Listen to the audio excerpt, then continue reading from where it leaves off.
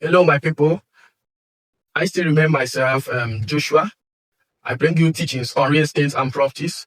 Today, we are going to be looking at this special topic, agreement in real estate. Agreement in real estate.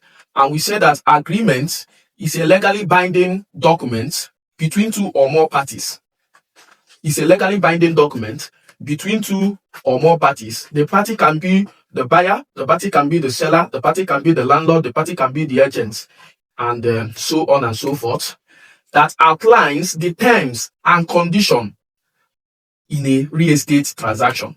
I repeat, agreement is a legally binding document between two or more parties that outlines the terms and condition in a real estate transaction.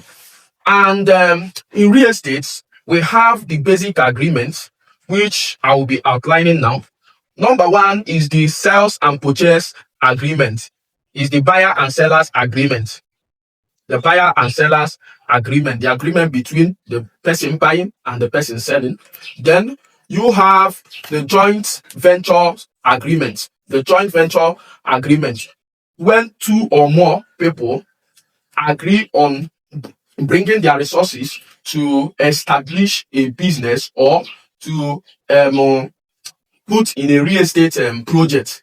There is supposed to be an agreement binding them. Then we have the lease agreement.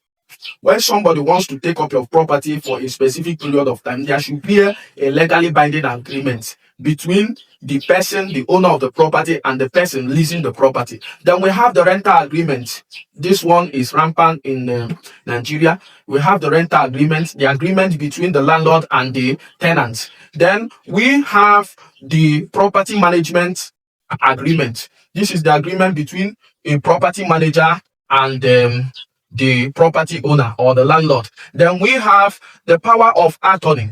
This is a legal term where decision or the owner of a property, which is the principal, hand over the rights to another person to make a decision on his or her behalf concerning his or her property.